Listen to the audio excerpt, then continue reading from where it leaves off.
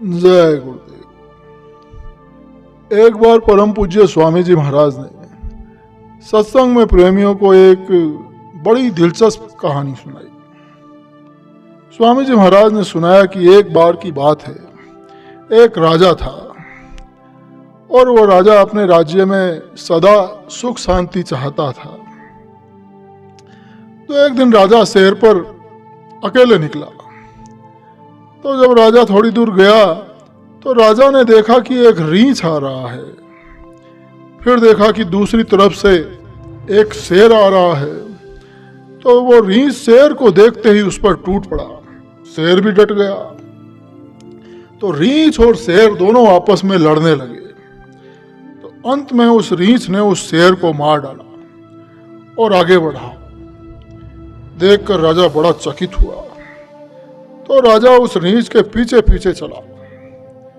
तो थोड़ी दूर जब आगे गया तो देखा कि वो रीछ एक बहुत ही सुंदर औरत में बदल गया है। देखकर राजा को बड़ा आश्चर्य हुआ। तो राजा उस औरत के पीछे पीछे पीछे चलने लगा।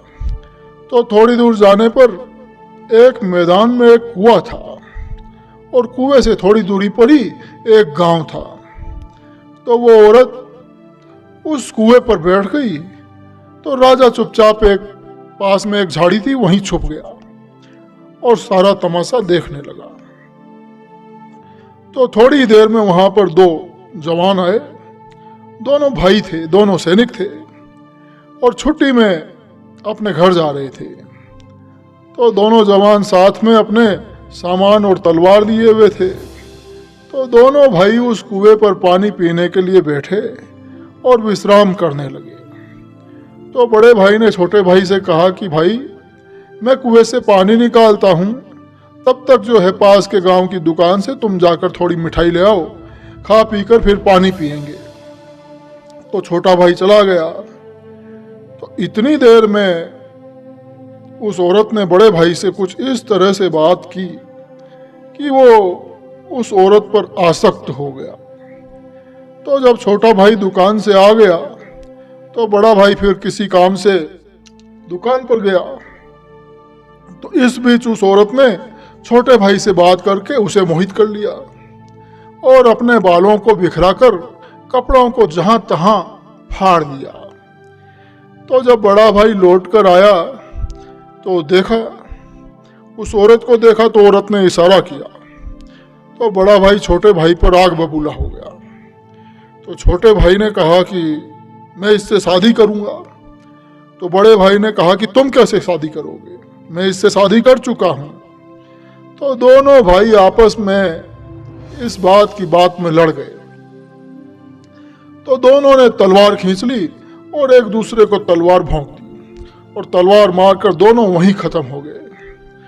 और तब वो औरत वहां से उठकर चल दी। तो राजा भी उस औरत के पीछे पीछे चला। तो वो औरत चलते चलते चलते एक नदी के किनारे पहुंची और वहां पहुंचते ही उसने एक सांपिन का रूप धर लिया। तो एक नाव खुल चुकी थी, 20-25 लोग उस नाव पर सवार थे। तो वो सांपिन उसी नाव पर चढ़ गई। तो राजा भी एक दूसरी नाव पर चढ़ करके सारा तमाशा उसका देखने लगा। तो थोड़ी देर में राजा ने देखा कि वो नाव में वो सांपिन इस तरह से इधर उधर भागने दौड़ने लगी कि नाव के लोग कभी आगे जाते, कभी पीछे भागते, कभी आगे भागते। तो थोड़ी देर में इतना ऊपर नीचे नाव हुई कि नाव उलट गई और नाव के सारे लोग पानी में डूब गए और डूब कर मर गए। तब फिर वो सांपिन नदी के उस पार निकल गई और एक साधु का वेश बनाकर आसन लगाकर बैठ गई। चंदन माला कमंडल सब उसके साथ था।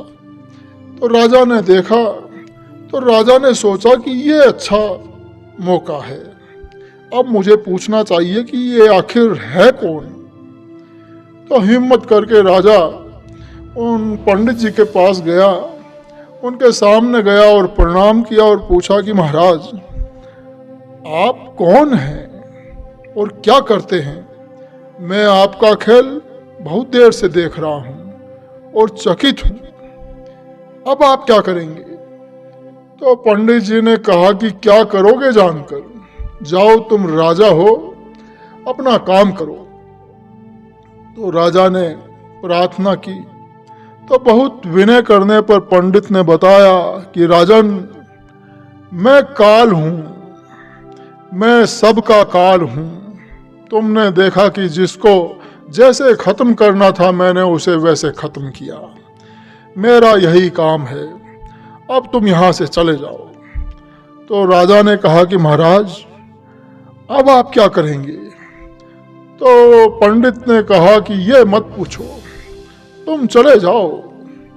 तो राजा ने तब पूछा कि अच्छा महाराज, मुझे कृपा करके आप ये बता दें कि मैं कब मरूंगा और कैसे मरूंगा। तो पंडित ने कहा कि मैं ये नहीं बताऊंगा कि कैसे मरोगे, लेकिन ये याद रखो कि जब तुम कभी कोठे पर से गिरना और घुटने में थोड़ी सी भी खरोंच लग जाए तो समझ जाना कि तुम्हारी मौत होने वाली है। तो राजा ने सुन लिया।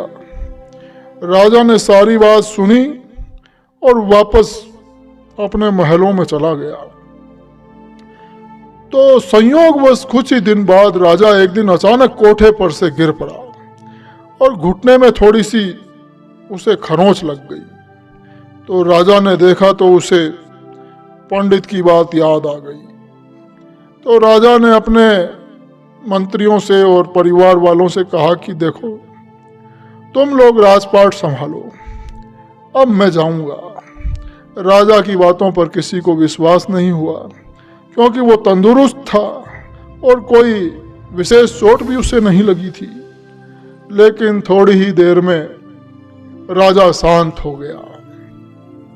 तो परम पूज्य स्वामी जी महाराज ने ये कहानी सुनाते हुए बतलाया कि किसी को अपने शरीर पर यह विश्वास नहीं करना चाहिए कि हमें बहुत दिनों जीना है, पता नहीं कब किसके दिन पूरे हो जाए।